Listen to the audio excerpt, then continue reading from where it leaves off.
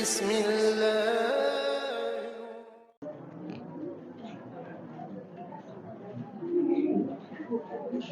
Assalamualaikum warahmatullahi wabarakatuh.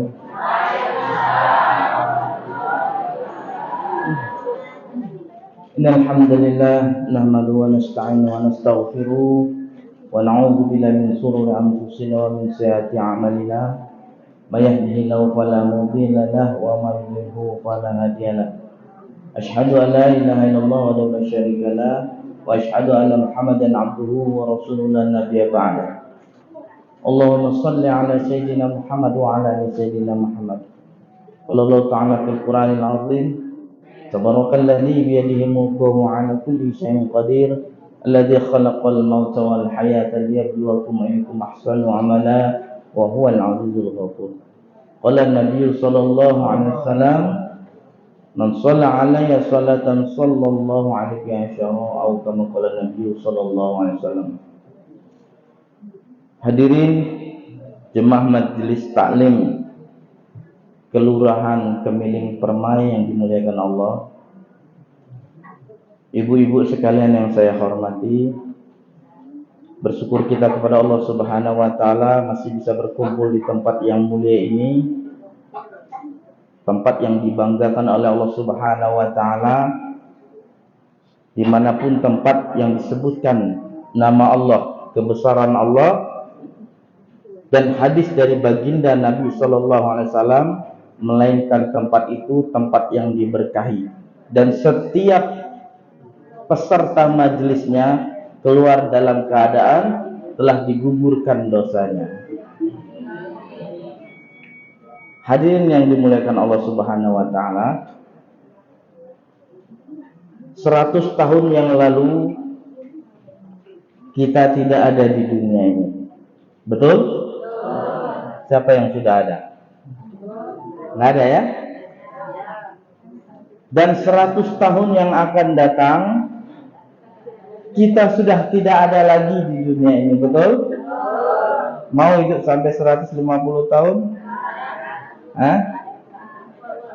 Mau? Didoain nih panjang umur kalau mau. Nggak mau ya? Kenapa nggak mau panjang umur, Bu? Udah nggak enak hidup kalau udah seumur itu, Bu ya. Mata sudah susah melihat, telinga sudah susah mendengar, gigi pun nggak bisa gigit lagi, tulang-tulang pada lemah, dan ibadah pun semakin sulit karena pikiran semakin menurun akalnya. Maka jangan mau, Bu ya, minta doa panjang umur kalau nggak ada guna.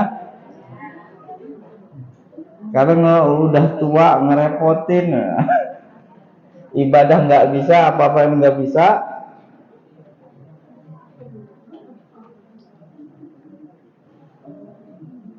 Maknanya apa? Maknanya kita itu sebentar di dunia ini, enggak lama. Adil nggak Allah, Bu? Sayang nggak Allah sama kita? Umat terdahulu umurnya panjang-panjang, kok kita pendek? Katanya umat akhir zaman umat terbaik yang pernah dikeluarkan dan umat yang paling disayang oleh Allah Subhanahu wa taala. Dalam Al-Qur'an, kuntum khairu ummatin ukhrijat linnas ta'muruna bil ma'ruf wa tanhauna 'anil munkar wa tu'minuna billah. Umat terbaik yang dikeluarkan di atas muka bumi ini dengan kerja yang paling besar, dengan kerja yang paling agung, kerja para nabi diembankan kepada umat akhir zaman ini. Tapi kok umurnya pendek? Ternyata kalau dipikir-pikir, hidup ini penuh hidup penuh ujian, persoalan. Allah itu nggak mau kita lama-lama banyak masa.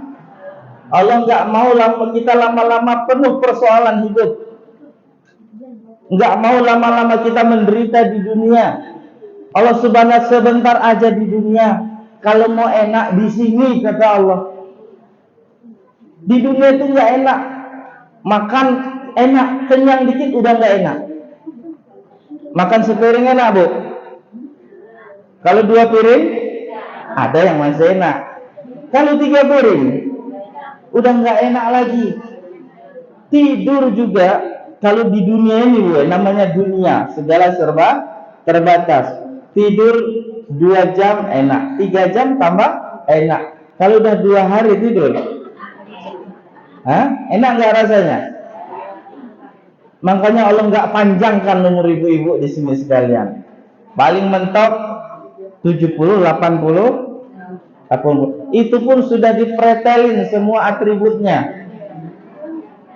Ya giginya, rambutnya, pendengarannya, matanya. Jadi yang masih gagah-gagah, yang akalnya masih kuat, yang masih semangat untuk cari ilmu, semangat untuk beribadah, kesempatan ini cuma sebentar.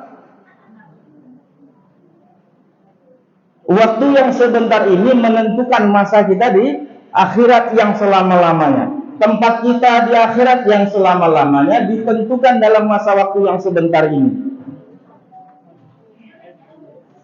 Apa keinginan Allah mengutus kita ke dunia ini dengan waktu yang sangat singkat? Ulama sampaikan, tujuan Allah kirim kita ke muka bumi ini ialah untuk menyempurnakan yang pertama, menyempurnakan yang namanya iman. Tahu iman, Bu? Apa iman?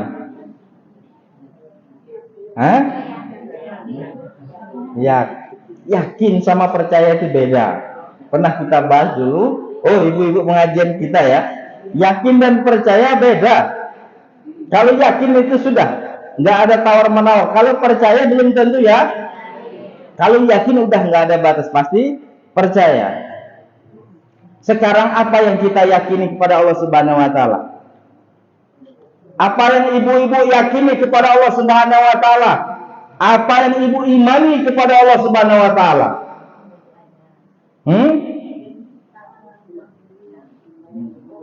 Sekarang satu saja.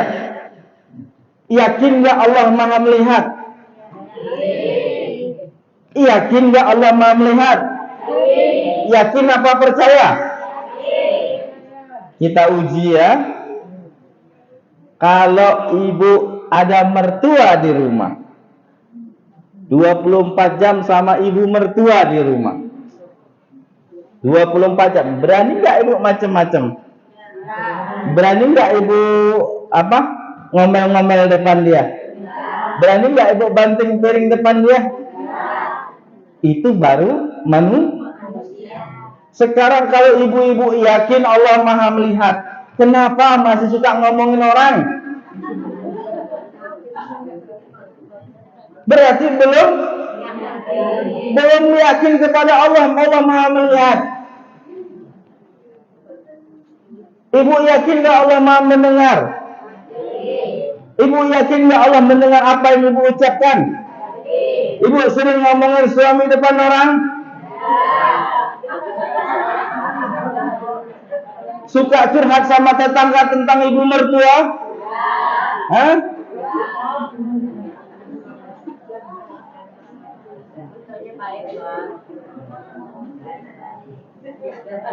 Kita uji lagi keyakinan. Kalau Allah yakin melihat kita 24 jam, nggak akan mungkin kita berani maksiat walaupun sedetik. 24 jam hidup kita kalau dilihat Allah Subhanahu wa taala, kita yakin betul nggak ada dosa kita. Nggak akan berani buat sah. Tapi kenyataannya yang terjadi, kita masih buat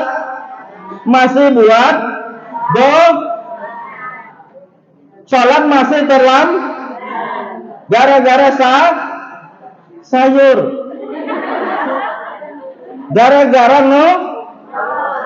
ngobrol. Sekarang saya tanya lagi, ibu yakin Allah melihat? Yakin apa percaya? Nggak malu juga ngomong kayak gitu ya?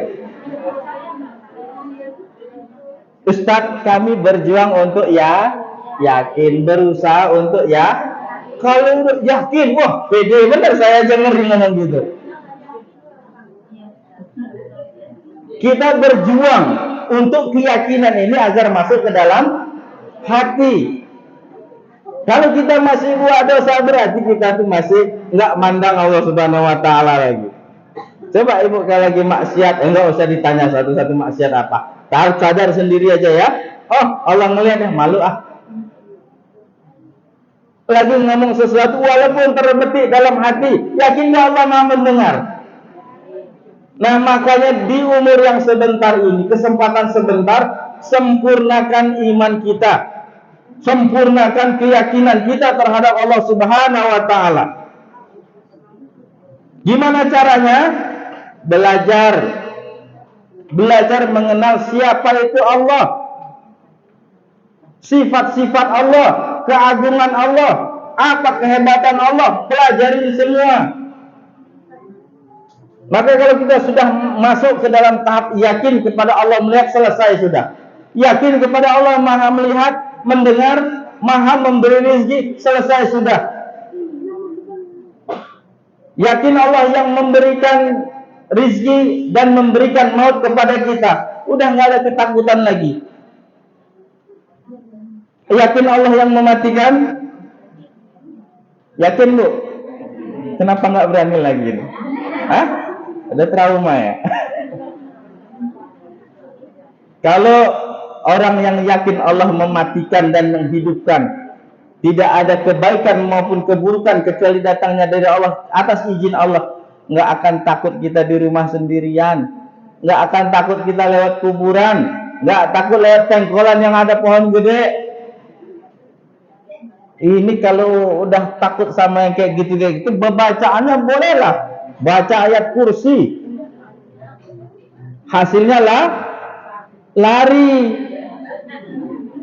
Yang lari setannya apa yang baca? Hah? Yang baca. Kenapa lari? Apa yang ditakutkan? Nggak akan mati orang itu kalau nggak. Ini mukadimah. Saya kok kebagian sebentar ya. Kesel saya sebenarnya. Ini batas waktu jam 3. Tema yang saya buat panjang lebar.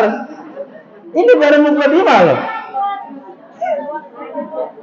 Mahal bu bayaran saya, jangan main ya. Itu yang pertama, menyempurnakan iman. Kedua, menyempurnakan ibadah, menyempurnakan amal. Catat bu, kalau ditanya nanti dapat apa dari Bu Ketua? Depres ya? Hah? Oh, ada yang tanya. Boleh nanti nanya. Yang kedua, menyempurnakan banyak macam amal ibadah. Makanya harus rajin-rajin ikut pengajian. Dimulai dari fikih, dimulai dari toharoh. Ibu-ibu, bab toharoh harus lengkap, harus selesai. Jangan sampai ada ibu-ibu pengajian yang nggak ngerti apa itu istihadah. Apa itu istihadah? Hah?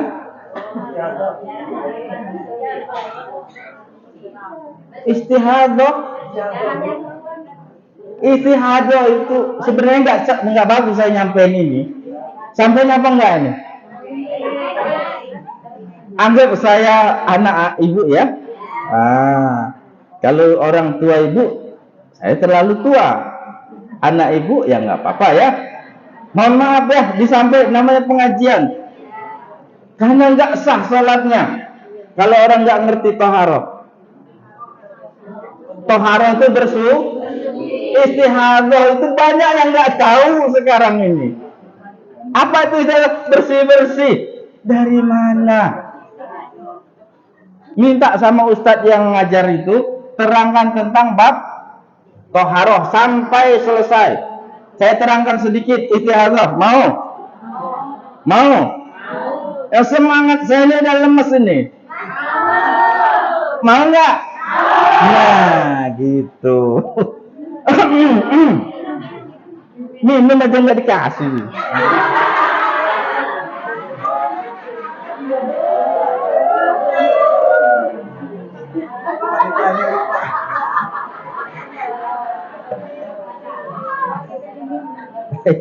Bercanda Bu, saya ini orang suka bercanda, jangan tersinggungan ya.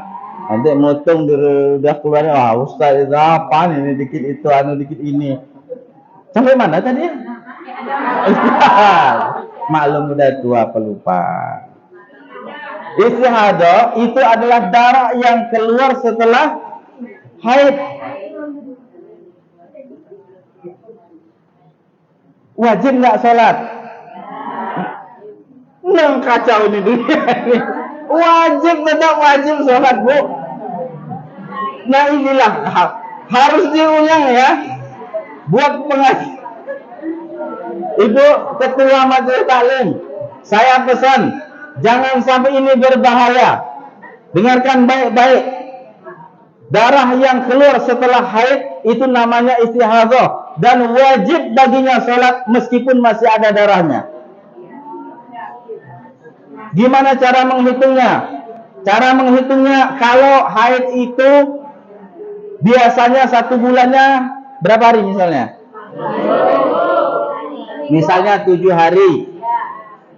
Paling cepat perempuan itu 1 hari. Paling lama 15 hari. Kalau biasanya 7 hari rutin, maka selesai 7 hari ketika masih mengeluarkan sesuatu, maka itu disebut, maka dia wajib mandi dan sholat fardu seperti biasanya. Ini istihadah. Kacau berarti alangkah banyak ibu-ibu ninggalin sholat. Ya Allah ya Rabbi, nakku. Ya semangat ya, belajar ya. Orang ini materi ibu ini. Tadi menyempurnakan amal ibadah ya, pelajari tentang toharoh dan pelajari tentang pentingnya menyempurnakan sholat, baik gerakan sholat maupun lafaz dalam sholat, zahirnya sholat dan batinnya sholat. Jangan sampai waktu sholat ibu-ibu waktunya nginget Allah malah nginget yang lain. Ya, di luar sholat nggak ingat Allah, boro-boro di dalam sholat aja enggak Pak katanya. Ini pelajari tentang kenapa sholat penting. Kita awali dengan bab taharah kemudian sholat, karena sholat ini adalah puncak dari segala amal. Sholat ini ibarat kepala pada badan. Kalau ibu kedatangan tamu nggak punya tangan masih diladenin nggak? Kalau nggak punya telinga masih diladenin nggak? Kalau nggak punya kaki, tangan dan telinga diladenin nggak? Tapi kalau nggak punya kepala, nggak ada yang berani ngeladeninnya, betul? Itulah salat. Salat adalah tiang agama, rusak salatnya, rusak semua ibadahnya. Paham sampai sini? Saya ini uber-uberan waktu sebenarnya. Langsung yang ketiga, terakhir aja lah. Yang ketiga adalah menyempurnakan akhlak. Menyempurnakan akhlak. Yang pertama akhlak kepada Allah, akhlak kepada baginda Rasulullah SAW, dan yang terakhir adalah akhlak kepada orang. Masuk bab ibu tadi karena hari bab kepada Allah, akhlak kepada Allah.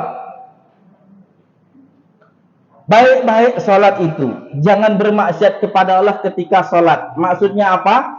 Bermaksiat hati di dalam sholat kepada Allah, itu nggak berakhlak namanya. Jangankan kayak gitu, kalau dapat musibah dikit yang disalahin siapa? Ya Allah, ngapa tega bener kau ya Allah? Apa salah dan dosaku? Kata malaikat banyak, kata jangan geer kamu. Kok nanya lagi? Kalau dapat musibah, ya Allah, apa salah dan dosaku? Banyak. Udah, saya yang jawab, banyak.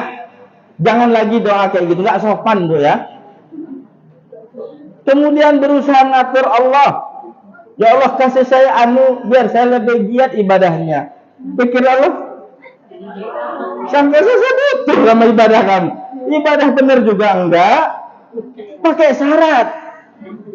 Ibadah pakai syarat. Duha supaya pakai syarat. Sedekah supaya dilipat gandakan rezeki. Itu enggak akhlak, mal. Berdoa pun kita berusaha ngatur Allah. Ya Allah, kasih saya mobil biar enak ke masjid. Apa hubungannya? Ke masjid juga nggak pakai mobil, nyampe. Ya Allah, kasih saya rumah biar enak ikut pengajian. Nggak ada hubungannya. Jangan coba-coba ngatur. Ini nggak dikasih apa-apa juga, kamu nggak hebat-hebat amat ibadah. Apalagi dikasih apa-apa. Makanya apa yang diberikan Allah Subhanahu Wa Taala itulah yang terbaik untuk kadarmu saat ini.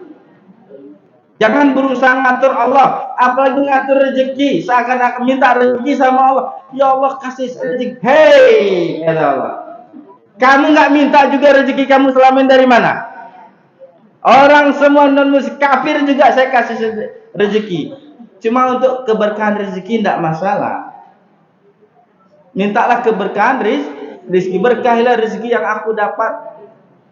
Buatkanlah kehalalan di dalamnya supaya ketika masuk ke badan ini menyebabkan ketaatan dalam ibadah. Ini akhlak kepada Allah, akhlak dalam doa, akhlak dalam salat. Panjang sebenarnya. Langsung aja ya. Akhlak kepada Rasulullah sallallahu alaihi wasallam. Ibu-ibu, kalau mau berterima kasih kepada Nabi Muhammad SAW dan kalau masih mengharapkan syafaatnya di yaumil kiamah, banyak-banyaklah sholawat. Jangan pernah diam ketika nama Nabi Rasulullah SAW disebut. Ketika nama Nabi disebut, yang kesel itu siapa? Kalau nggak sholawat, malaikat. Celakalah orang yang ketika didengarkan namamu di depannya, maka dia enggan bersalawat. Allahumma sholli ala Muhammad. Baru semangat. Kalau diancam kayak gini, semangat baru.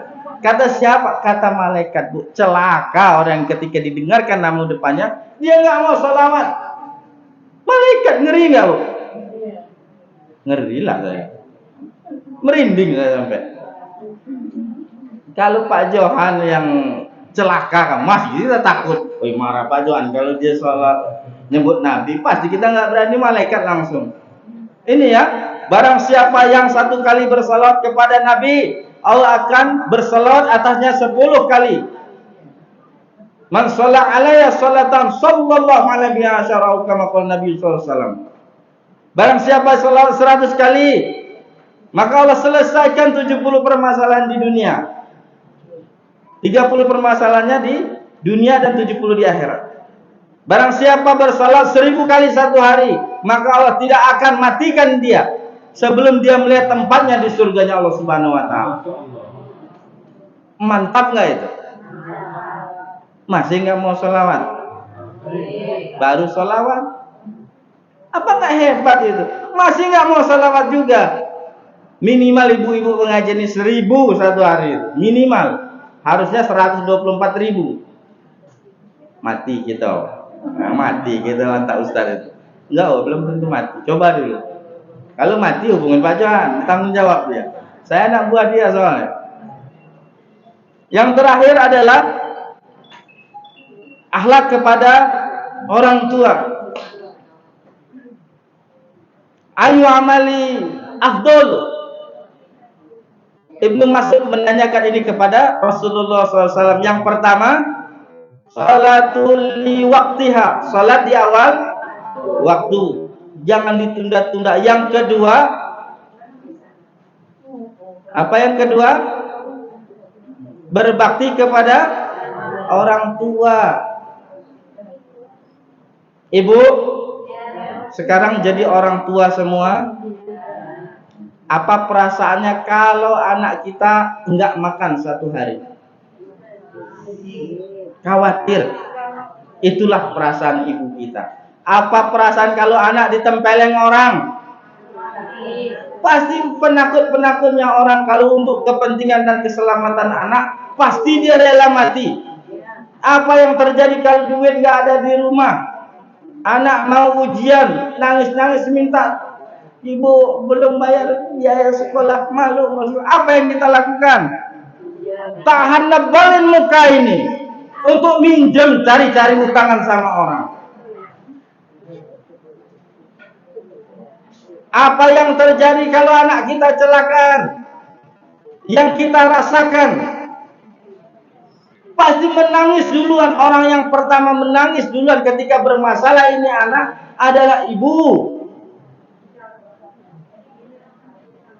Di Quran menyatakan berbuat baiklah, berkata lembutlah kepada orang tua, dan jangan sampai kamu mengatakan aja nggak boleh, apalagi berusaha lebih hebat di depan ibunya. Terkadang ibu tuh mohon maaf, karena ibu tuh intelektualnya kurang. Kita yang merasa pendidikan tinggi berusaha ngajarin ibu, berusaha ngelarang ibu untuk ini itu. Dan gak jarang kita bersuara keras depan ibu. Gak jarang kita meneteskan air mata ibu karena kelakuan kita. Kalau sudah berumah tangga, paling setahun sekali baru ketemu ibu. Gak juga nanya kabar. Udah makan belum, sakit enggak. Ini balasan kita terhadap orang yang mengandung kita. Berat kita dibawanya 9 bulan 10 hari. Nggak tidur kan ketika kita sakit. Lagi bayi bisa nggak tidur kalau anak lagi sakit? Nggak bisa. Tapi yang kita perbuat adalah kalau kita punya anak, bu ke rumah dulu, asuh dulu cucung. Kami mau kerja. Kalau nggak sanggup bayar babysitter, jangan babuin orang tua. Kecuali orang tua yang minta, tolong anak itu cucung saya yang mau ngasuh. Terserah, tapi jangan ngerepotin. Ibadahnya berkurang gara-gara kita kasih beban lagi. Terkadang kalau ibu mecahin gelas, ngoceh nggak sudah mulut ini. Belum selesai ngabisin kita ngabisin darah orang tua itu tidak selesai kalau dia nggak mati. Kita hisap darahnya sampai tulang belulang yang kita makan. Tahu maksudnya apa? Orang tua sudah nggak punya kerjaan, orang tua sudah lemah, nggak bisa menghasilkan, masih dilihat cincin orang tua kalau masih ada di jarinya.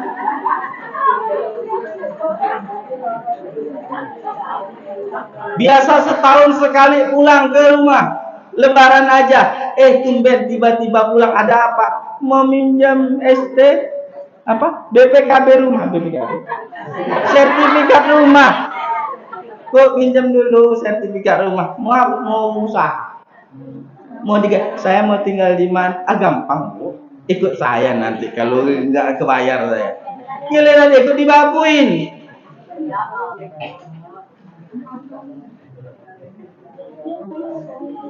Apalagi orang tua sudah nggak berdaya, udah nggak bisa gerak makan. Ibu itu ya, kalau orang tua sudah berumur, dia kembali seperti anak-anak dan dia butuh perhatian, kasih sayang, bukan kemarahan. Mungkin nanya berulang-ulang, makan belepotan. Mohon maaf, kadang buang kotoran mau dicebokin. Nggak mau nyebokin orang tua karena jijik. Nggak mau nyuapin orang tua karena merasa udah umur tua, ngapain saya nyuapin lagi. Marah ketika tabur makanannya. Pada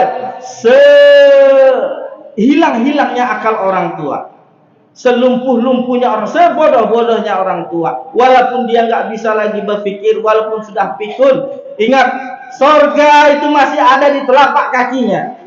Walaupun di telapak kakinya itu kotor, itulah sorga kita kalau dia masih hidup. Giliran hidup, untuk ngurusnya saling bertanya, Pak gantian dulu, adik gantian dulu, kakak gantian dulu. Bukannya berebut. Giliran mati nangis. Tangisan apa nih ketika hidup kamu nggak peduli? Ketika mati nangis.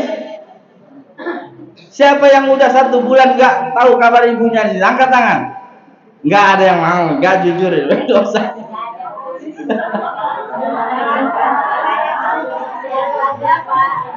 Oh yang masih ada aja yang ditanya.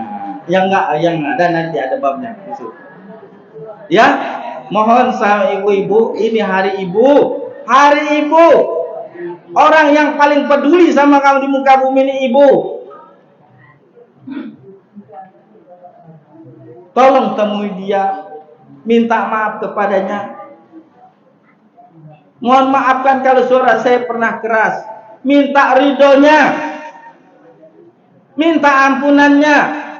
Ridho Allah fi ridho walidain. Ridho Allah itu berada di ridhonya orang tua. Murka Allah ada di dalam murkanya. Ini ziarah kemana-mana, ziarah kemana-mana, bukan saya ngelarang, bagus ziarah. Ziarah kemana-mana minta barokah. Hei, barokah terbesar ada di telapak kaki ibu. Ibu nggak diopenin, ibu nggak pernah dimintain doa, ibu nggak pernah dibuat senyum. Tapi kelilingnya di barokah ke kiai, ke ustaz, ke kuburan wali. Bukan nggak boleh, boleh. Tapi ada keramat berjalan, keramatnya masih hidup. Satu kali kamu buat senyuman di bibir orang tua, pada saat itu juga Allah sedang tersenyum kepadamu. Ibnu Umar bertanya kepada Rasulullah SAW, ya Rasulullah, saya nggak bisa lihat Allah. Saya nggak bisa lihat Allah Subhanahu Wa Taala. Bagaimana caranya supaya saya tahu Allah tersenyum kepada saya? Apa jawab Rasulullah? Buatlah senyum di bibir ibumu, maka Allah akan tersenyum kepadamu.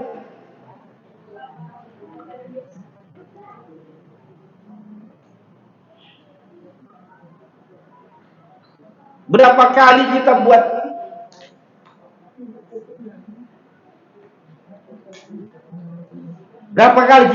ibu kita menangis?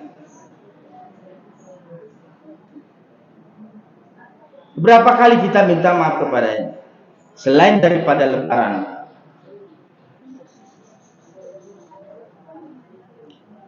Wahai ibu-ibu yang dimuliakan Allah, temuilah ibumu.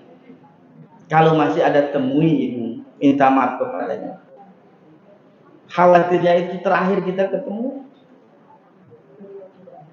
Takutnya itu masa terakhir. Giliran gak ada baru nyesel. Apa yang disesalkan ini? Ya tanya ibu sehat apa enggak. Kalau nggak bisa dihubungi telepon, kalau nggak bisa nyenengin minimal jangan nyusahin ya.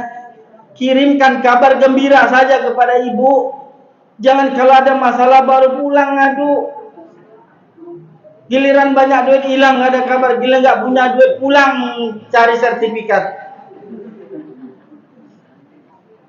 Bagi yang nggak punya ibu udah terlambat mau berbakti. Ingat, sambung silaturahmi terhadap saudara ibu, kerabat ibu.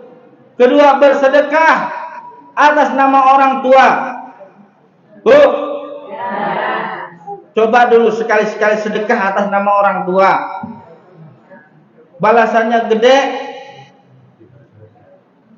Wah, kata Pak John Masjid harus sudah siap. Siap apa?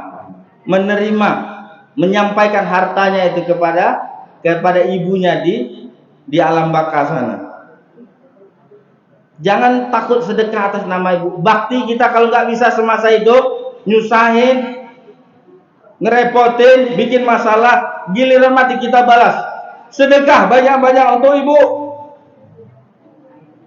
Kemudian sambung kerabatnya, silaturahmi terhadap kerabatnya.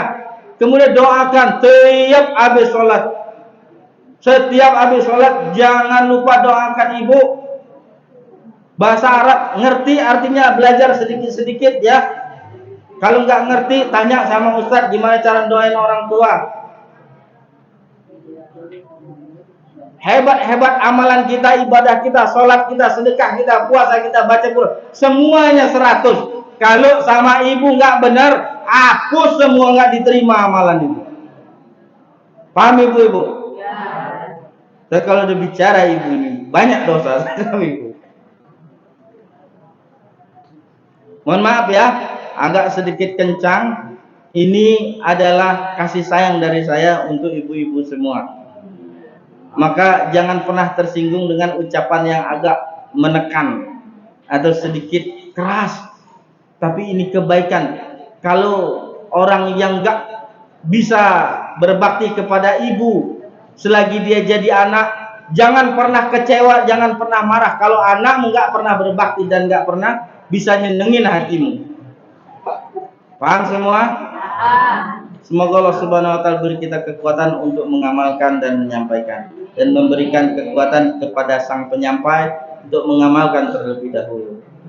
Wallahu a'lam bishawab. Ini apa maksudnya? Ada pertanyaan? Satu ya, cukup? Satu apa dua? Satu. Boleh bertanya satu orang. Waktunya dipersilakan.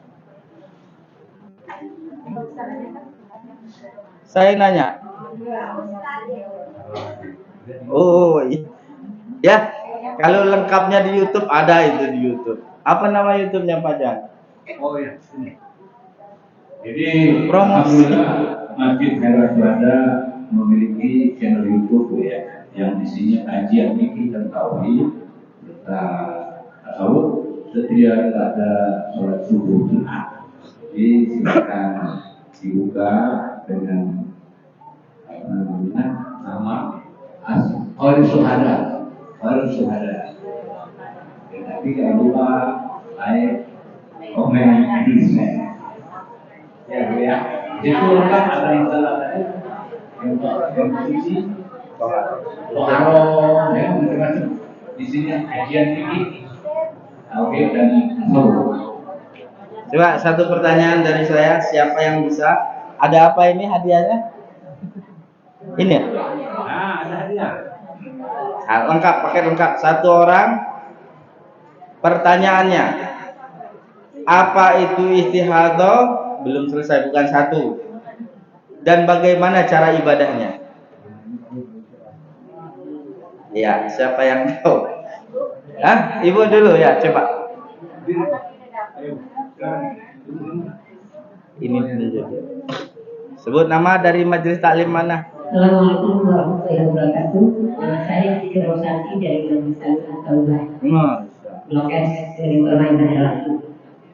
Yang dimaksud istihadah adalah darah yang keluar setelah haid dan darah yang keluar setelah haid.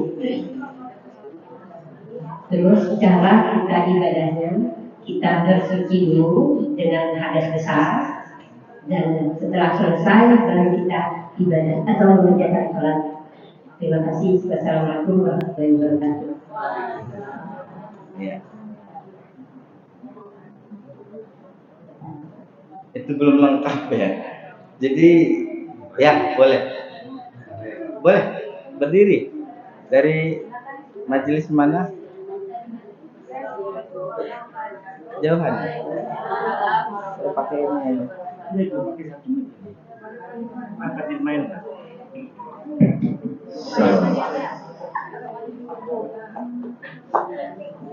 Yang mana?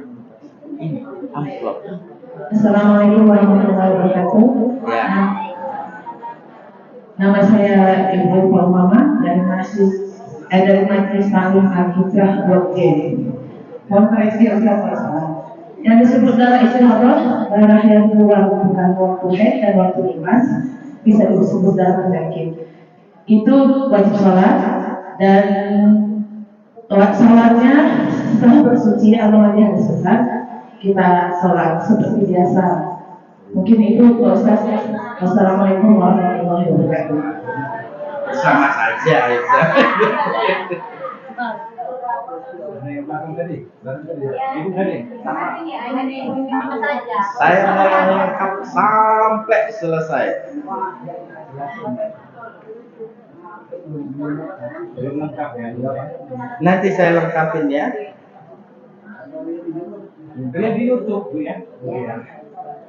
Jadi ibu-ibu ya, cara mandi besar, mandi junub, kemudian dia berwudu setelah masuk waktu sholat. Setelah masuk waktu sholat baru berwudu. Jangan sebelum masuk sholat dia berwudu. Berwudunya sebelum berwudu maka dibersihkan dulu dari semua kotoran-kotoran penyakit yang keluar, kemudian ditutup. Ditutup dulu, bersih, ditutup dulu pakai kapas ataupun pakai apa aja, atau pakai pampers, pakai pembalut bisa. Kemudian baru berwudu. Ya, dibersihkan dulu. Setelah mandi, dibersihkan, ditutup, baru berwudu. Gimana kalau masih keluar? Tidak apa-apa, dimaafkan karena ini darurat penyakit. Seperti orang kena sul baul, orang tua itu biasanya netes air kencing terus, pernah ya? Nggak pernah berhenti. Bagaimana? Seperti itulah sholat. Dia membersihkan waktu, masuk waktu sholat, kemudian ditutup supaya nggak keluar, lalu berwudu. Walaupun masih keluar ketika sholat, tidak apa-apa. Tapi setiap mau sholat seperti itu. Ya, setiap mau sholat harus seperti itu caranya. Paham ibu-ibu? Yang mendekat, yang paling dekat ibu ini dari. Mohon maaf ya, nggak apa-apa ya, ikhlas ya. Sama-sama benar, tapi belum sama-sama bagus, tapi ini lebih ngalah sama orang tua ya. Mohon maaf. Ya, barakallah. Ya. Hari ibu. Allahu a'lam bishawab. Cukup ya? Subhanakallahumma wa bihamdika asyhadu an la ilaha illa anta astaghfiruka wa atubu ilaik. Assalamualaikum warahmatullahi wabarakatuh.